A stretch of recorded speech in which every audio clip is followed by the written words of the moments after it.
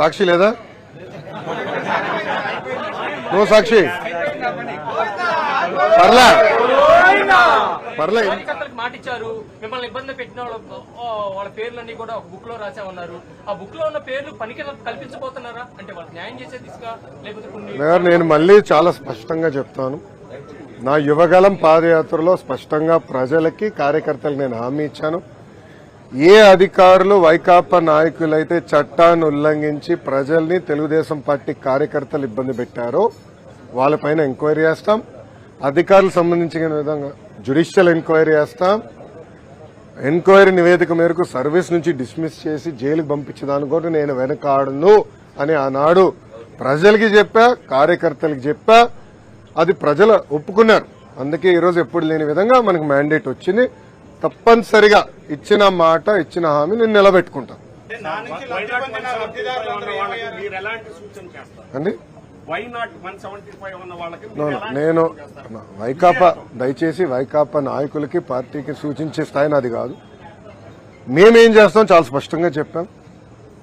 కక్ష సాధింపులు, హెరాస్మెంట్లు, ప్రభుత్వ ఆస్తులు ధ్వంసం చేస్తాం, ఇది మాకు రాదు, మేము చేయం. ఇదంతా ఆ పార్టీకి తెలిసింది. అందుకే ప్రజలు ఈరోజు ఇలాంటి మ్యాండేట్ కూటమికి ఇస్తాం జరిగింది. సో మాకు ఇచ్చిన మ్యాండేట్ నిలబెట్టుకోవాల్సిన అవసరం 3 పార్టీలపైన ఉన్నాయి. ఎందుకంటే ఆంధ్ర రాష్ట్ర చరిత్రలో ఎవరికి రాని మ్యాండేట్ మాకు వచ్చింది, ఎవరికి రాని మెజారిటీలు మాకు వచ్చినాయి.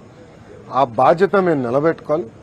ఉందాతనంగా ప్రజలకి సేవ చేసే దిశగా మేము పనిచేస్తాం. ఇచ్చిన ప్రతి హామీ నిలబెట్టుకునే బాధ్యత మేము తీసుకుంటాం. రాష్ట్ర చరిత్రలోనే మొదటిసారి మీ కుటుంబ సభ్యుల్ని టార్గెట్ చేసి అవహేళన చేశారు. వారి విషయంలో మీరు ఎలా ముందుకు వెళ్ళబోతున్నారు? ఇప్పుడు ఆనాడు శాసనసభ సాక్షిగా మా తల్లిని అవమానించారు. అది తట్టుకోలేక చంద్రబాబు నాయుడు గారు ఆనాడు శపథం కూడా చేశారు. మళ్లీ ముఖ్యమంత్రిగా ఈ సభలో అడుగు పెడతానని ఆనాడు చెప్తాం జరిగింది. ప్రజలు అది గమనించారు. అందుకే ఇలాంటి మ్యాండేట్ మాకు ఇచ్చారు. మీరు ఈ ఎన్నికల ప్రచారంలో కానివ్వండి, గతంలో మేము అధికారంలో ఉన్నప్పుడు కానివ్వండి, ఎప్పుడు కుటుంబ సభ్యులు జోలికి వెళ్ళలేదు. వ్యక్తిగతంగా దొంగ కేసులు పెట్టి ఉన్న జైలుకు పంపించిన ఆలోచన మాకు గతంలో లేదు, ఇప్పుడు కూడా లేదు. ఏమైనా తప్పులు చేస్తుంటే చట్టాలు దాని పని చేసుకుంటూ వెళ్తే తప్ప మేము ఎక్కడ ప్రజల్ని ఇబ్బంది పెట్టాలనో వైకాపా నాయకులపైన కక్ష సాధింపు చేయాలనేది మా ఆలోచన కానే కాదు. కేంద్రంలో మీరు భాగస్వామి ఉన్నారు. ఇప్పుడు కేంద్రానికి రావాల్సిన, అంటే రాష్ట్రానికి రావాల్సిన రాయితీల్లోనూ కొన్ని హక్కుల్లోనూ వాటి విషయంలో ఏ విధంగా గతంలోనే చెప్పాము. నేను కూడా ప్రధానమంత్రి గారు ఉన్నప్పుడు నేను మాట్లాడటం కూడా జరిగింది. ఆంధ్ర రాష్ట్రానికి అనేక పెండింగ్ ప్రాజెక్ట్స్ ఉన్నాయి. అదేవిధంగా విభజన చట్టంలో మనకు రావాల్సిన అనేక విషయాలపైన స్పష్టత రావాలి. మనకు హామీలు కూడా నిలబెట్టుకోవాల్సిన బాధ్యత కేంద్ర ప్రభుత్వం పైన ఉంది, రాష్ట్ర ప్రభుత్వాలపైన ఉన్నాయి. అమరావతి అవ్వచ్చు, పోలవరం అవ్వచ్చు, వెనుకబడిన జిల్లాల అభివృద్ధి కావచ్చు, ఇవన్నీ ఉన్నాయి. ఇవన్నీ కలిసికట్టుగా మేము ముందరికి వెళ్తాం. ఇవన్నీ గతంలోనే పొత్తులోకి వెళ్లే ముందే మాతో మాడాం, చర్చించాం, స్పష్టమైన హామీ వాళ్ళు ఇచ్చారు. దాని మేరకు పొత్తుకెళ్లాం. ఈరోజు తెలుగుదేశం, జనసేన పార్టీ ఎన్డీఏలో భాగస్వామ్యంలో మేము కంటిన్యూ అవుతాం. దాంట్లో ఎలాంటి డౌట్ లేదు. ఎన్డీఏకి క్లియర్ మెజారిటీ వచ్చింది కదా, ఎన్డీఏకి క్లియర్ మెజారిటీ వచ్చింది. సో దాంట్లో వేరే ఆలోచన తెలుగుదేశం పార్టీ కానీ జనసేన పార్టీకి లేదు. మీ అందరూ ఎన్డీఏలో భాగస్వామ్యం, దాంట్లో ఎలాంటి డౌట్ లేదు. నంబర్ 1. నంబర్ 2, నా భవిష్యత్ అంటే నా పాత్ర ఏంటనేది అది మా అధిష్టానం, మా నాయకుడు చంద్రబాబు నాయుడు గారు నిర్ణయిస్తారు. అది నేను మాట్లాడే విషయం కాదు. ఓకేనా? ఒకే రాష్ట్రం, ఒకే రాజధాని, అది అమరావతి. తెలుగుదేశం, జనసేన, భారతీయ జనతా పార్టీ నాయకులం అందరం కూడా ఆ మాట పైన కట్టుబడి ఉన్నాం. రాజధాని లేని రాష్ట్రానికి రాజధాని అవసరం. కానీ అదేవిధంగా అభివృద్ధి వికేంద్రీకరణ పనులు ఏదైతే ఆనాడు ప్రారంభించామో, ఇప్పుడు అనంతపూర్కి కియా మోటార్స్, చిత్తూరు జిల్లాకి అనేక ఎలక్ట్రానిక్స్ తయారు చేసే పరిశ్రమలు, కడప జిల్లాకి స్పోర్ట్స్, అలా స్పష్టమైన హామీలు గతంలో ఇచ్చాం. హామీలు కూడా నిలబెట్టుకున్నాం. కొన్ని చేయలేకపోయాం, టైం సరిపోలేక. ఈసారి ఇచ్చిన ప్రతి హామీ నిలబెట్టుకునే బాధ్యత మేము తీసుకుంటాం. అన్ని జిల్లాలు సమగ్ర అభివృద్ధి చేసే బాధ్యత కూడా తెలుగుదేశం, జనసేన, భారతీయ జనతా పార్టీ ప్రభుత్వం తీసుకుంటాం. ప్రమాణ స్వీకారం ప్లేస్ ఏమంటే టూ అర్లీ అన్నాయన్ని. ఎందుకంటే చంద్రబాబు నాయుడు గారు మేము ఇప్పుడు వాళ్ళలాగా డేట్లు ముహూర్తాలు మేము ఫిక్స్ చేసుకోమండి. ప్రజలు తీర్పు వచ్చిన తర్వాత చేయాల్సిన పనులు ఉంటాయని. ప్రజలు తీర్పు రాకుండా ముందర మేమే ప్రమాణ స్వీకారం ఎక్కడ చేస్తాం, పలానా టైం చేస్తాం ఏనాడు మేము అనలేదు, అన్నాం.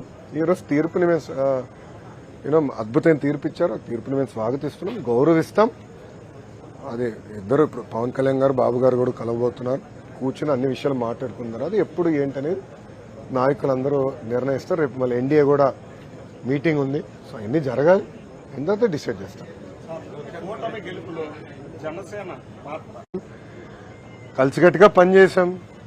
మీరు చూస్తే 21 సీట్లకి 21 సీట్లు జనసేన పార్టీ గెలిచింది. 10 ఎమ్మెల్యే సీట్లు 8 స్థానాలు భారతీయ జనతా పార్టీ గెలిచింది. తెలుగుదేశం పార్టీ కూడా ఎప్పుడు రాని విధంగా మాకు వచ్చిన మెజారిటీ స్థానాలు మేము కూడా కైవసం చేసుకుంటాం జరిగింది. కలిసికట్టుగా మేము ప్రయాణిస్తాం. ప్రజలు ఒక బాధ్యత పెట్టారు మా పైన. 3 పార్టీలు కలిసికట్టుగా పనిచేయాలి. దారి తప్పిన రాష్ట్రాన్ని సరైన దారిలో పెట్టాలి. గతంలో ఈ ప్రభుత్వం చేసిన పొరపాట్లని మేము చేయకూడదు. ఇసుక విధానంలో కానివ్వండి, మద్యం విధానంలో కానివ్వండి, రెవెన్యూ విధానంలో కానివ్వండి, అన్నీ పకడ్బందీగా మేము సంస్కరణలు తీసుకురావాలి. ప్రజలు ఏ ఆశయాలతో అయితే మమ్మల్ని గెలిపించారో అది నిలబెట్టుకోవాల్సిన బాధ్యత మా పైన. ఈ రోజే రిజల్ట్స్ వచ్చినాయి. మీరు చంద్రబాబు నాయుడు గారు కన్నా స్పీడ్ గా ఉన్నారు స్వామి. మొత్తం రిజల్ట్స్ రానివ్వండి. ఇప్పుడు మంగళగిరి ఫర్ ఎగ్జాంపుల్ ఎన్ని బూత్లో నెగిటివ్ వచ్చింది, పాజిటివ్ వచ్చింది మేము డిస్కస్ చేస్తున్నాం. కనీసం ఒక 6 రోజులు మాకు సమయం ఇవ్వండి, కొంచెం సమీక్ష చేసుకుంటాం. దాని తర్వాత స్పందిస్తాం. సార్ ప్రధాన ప్రతిపక్షం లేకుండా అసెంబ్లీకి వెళ్ళబోతున్నారు, ప్రభుత్వాన్ని ఫామ్ చేయబోతున్నారు, ఎలా ఉంటుంది? ఇప్పుడు ప్రతిపక్ష నాయకుడు ఉన్నాడా లేదా, హోదా ఉందా లేదా అనేది డిఫరెంట్ స్టోరీ. ప్రజలు ఒక పవిత్రమైన బాధ్యత మాకు ఇచ్చారు. దారి తప్పిన రాష్ట్రం సరైన దారిలో పెట్టారు. ఇప్పుడు గంజాయి విషయం తీసుకుందాం. తరాలే నాశనం అయిపోయింది. అది మనం కట్టడి చేయాలి. రెవెన్యూ విషయం ఉంది, ల్యాండ్ టైటిలింగ్ యాక్ట్, ఒక పనికిమాల చట్టం, అది చెప్పాం. దాని తర్వాత మెగా డిఎస్సి హామీ ఇచ్చాం. ఆ డిఎస్సి మేము హామీని నిలబెట్టుకుంటాం. ఇట్లా స్పష్టమైన హామీలు ప్రజలకు మేము ఇచ్చాం. ఆ హామీలు కలిసికట్టుకు మేము నిలబెట్టుకుంటాం. ఆంధ్ర రాష్ట్రానికి కేంద్రం నుంచి రావాల్సిన నిధులు కూడా తీసుకొచ్చే బాధ్యత కలిసికట్టుగా తీసుకుంటాం. ఓకేమ్మా? సాక్షి లేదా? నో సాక్షి. పర్లే ఎన్టీవీ మిత్రులు, టీవీ9 మిత్రులు కూడా వచ్చారులేండి. పర్లే మరో సాక్షి ఉన్నారులేండి. ఓకే గురుగారు, థ్యాంక్ యూ. ఉంటాను సార్. అందరు నమస్కారం.